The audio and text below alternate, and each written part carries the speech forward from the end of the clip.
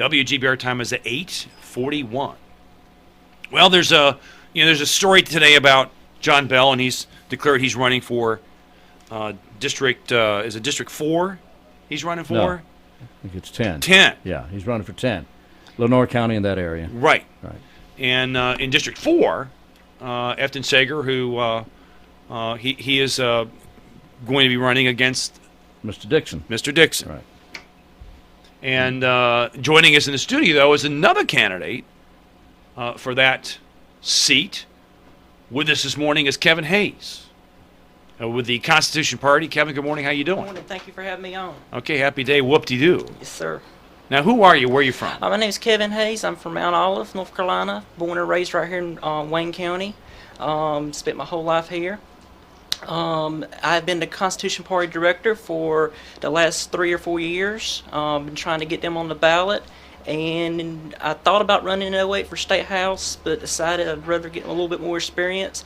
And since that time, I have been working at the state capitol with Free to Vote, trying to reform our ballot access laws. And we were very successful in getting that bill passed through the State House and sitting in the State Senate now. Got it. What is the Constitution Party? The Constitution Party is the nation's third largest party. We are 100% pro-life. We have 7 core values. We insist our candidates abide by our platform, or they simply will not run with us. Our platform is basically the Constitution. We return the nation to its founding principles, the Declaration of Independence, the Constitution, things like that. Well, who in the Constitution Party has won a seat in America? Where are the candidates that... Rick Jor in Montana has won a state house seat before, and we've elected several local level. In fact, we've got two town councilmen in North Carolina, one in Indian Trail, David Waddell. He recently won, and also a county commissioner out in Rutherford County, Bill Eckler, is also a member of the Constitution Party. Well, now, the way that I understand it, Mr. Dixon and Mr. Sager will be running in the District 10. 4. In District 4. By the way, there's going to be a number memory contest as soon as this program is done. Well, that's the whole thing, is redistricting thing is very confusing. Turn everything around. Even if you're looking at this stuff all the time. Yeah, that's right. So Efton Sager and Mr. Sager, Mr. Dixon will be running for the Republican in the Republican primary in May for District 4. Right. Correct. You got that right. Got that right. But you will not. You will be running. In fact, what you're trying to do is figure out a way to get onto the ballot in November. Right. Well, let me explain. My original intention was to get on as a Constitution Party member. But our ballot access laws in North Carolina are some of the most restrictive in the United States. We would have to get 85,000 signatures just to get on the ballot. So then the other options I have... Wait, when you say 85,000 signatures, that doesn't mean 85,000 signatures in District 4. That means 85,000 statewide. For Constitution Party, for any new political party to get on the ballot. To get on as independent, I would have needed approximately over 3,000 signatures, but that's 3,000 valid signatures, so you're probably talking about really about 3,500 to 4,000 signatures to get on the ballot. And in a district like ours that's so spread out, it would be about being impossible to collect in a short period of time, a few months. And one of the reasons I want to run is to reform this ballot access law. I worked with Free to Vote, and we were able to get it in the State House, House Bill 32. Stephen LaRoque, District 10, was the primary sponsor. Glenn Bradley, a Republican, was primary sponsor. Gene Farmer Butterfield, primary sponsor. Paul Lupi, primary sponsor. It was a bipartisan bill. We had a coalition of supporting the bill, such as the John Locke Foundation and also the ACLU, which are two total opposite groups. It's not partisan at all.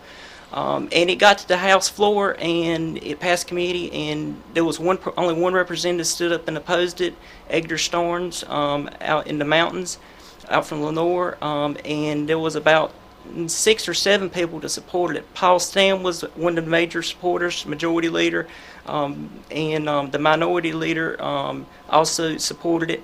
Well, Representatives Sager and Dixon both voted against this bill. I have not spoke with Representative Dixon as to his reasons why, but I did sit in Representative Sager's office and asked him, I said, Representative Sager, why did you vote against this bill? And his basic answer was, because it would hurt the Republican Party.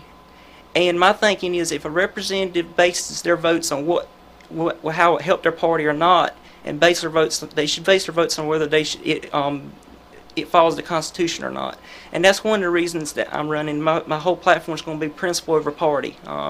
You know, honestly, I would love to run as an independent, but I'll probably end up running as a libertarian because the other options obviously would be Republican, and then I'd face a primary between two sitting incumbents or the Democrats, and I simply do not agree with the Democratic platform because I'm pro-life, obviously, and stuff like that. WGBR time is 8:46. We're talking to Kevin Hayes with the Constitution Party. Well, so how do you go from the Constitution Party to run as a libertarian? I mean, what's that process? Basically, North Carolina law allows anybody, if you've registered 90 days before the primary, you can run with that party, file with that party. So I looked at my situation back in November, and I realized that. So I registered as a libertarian. Obviously, I could still be petitioning, and I have been petitioning some towards getting on as independent. And I went to the Libertarian Party, and I told them I was thinking about. There's nothing they could do to keep me from running. If as long as there's a primary, somebody files out to win the primary. State law doesn't, but they may not endorse me, but that would be fine if they don't, because, like I said, I agree with the libertarians on spending issues, stuff like that, but on issues like abortion, same-sex marriage, stuff like that, I disagree with them. So basically, I'm running as an independent, even though I might be on the ballot as a libertarian. Well, when it comes to abortion, what's the difference between those two organizations? Well, basically, Libertarian Party's position is there's no position. They don't take a position one way or the other on issues like abortion, marriage, stuff like that. Like marriage, they believe government shouldn't be involved, period. And I believe that marriage is between a man and a woman, and I'm going to be supporting the constitutional amendment in May. Also, I believe abortion is murder, and I'm against abortion 100%. So social conservative would be the notion. In other words, somebody who's in the Libertarian Party wouldn't necessarily be a social conservative. No, but there is some social conservatives in the Libertarian Party. I mean, you have, obviously, Ron Paul's running for president. He's pro-life 100%, issues like that. And so, there's different factions of the Libertarians, just like there's different factions of the Republican Party. You have moderate Republicans such as Mitt Romney, and you have conservative Republicans such as Rick Santorum running. I mean, there's different factions in every party, obviously.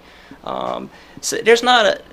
Between the Constitutional Libertarian Party, there's not a lot of difference. Differences is basically when it comes down to social issues. It's the basic gist of differences in the platform. So when voters go to the primary in May, there is a Libertarian ballot. If there's nobody files against me, there will not be a Libertarian ballot. I'll be unopposed, and then I'll automatically be on the ballot in November. If there is a Libertarian that files against me in our district, then I would obviously have a primary like Sager and Dixon have a Republican primary. Well, we're in the business of selling ads. Well, maybe Wayne will run. Maybe Wayne will run as a Libertarian. You'll have to buy some stuff from us. That's a political joke, right. Kevin. Very much so. I know. It won't be Wayne. It'll be someone else we find that will say, oh, yeah, I'll do that. No, we won't do that. So so tell us a little bit about, if you want to tell us a little bit about your personal life, go right ahead. Yes, like I said, I was born here in Wayne County, and I'm 26 years old. I'll be 27 next month. I have a background in computers, and also I work for Free the Vote. That was the last year and a half, so I've been I guess you could say I've been lobbying at the state capitol for this bill. What we've managed to do with this bill is nothing short of amazing, getting bipartisan support from both sides of the aisles on this bill. And we've got the votes in the Senate. It's just a matter of them bringing it up. We're hopeful they'll bring it up in the February session. If not, we're very confident they'll bring it up in the short session in May, and this bill would pass. Basically, the bill would reduce it from 85,000 to about 15,000 signatures. Kevin Hayes with the Constitution Party most likely will be running as a Libertarian. Can I throw my website out real quick? Oh, sure. HayesForNCHouse.com. HayesForNCHouse.com. That will cost you $8. Thanks, Kevin, for being a good sport and being our newsmaker this morning. When we come back from the break, what's going on with Josh Hamilton in Raleigh, and why is everyone worried about him? That comes after the break. This is News Talk 1150. It's WGBR, and it's here what everyone's talking about. Happy Friday.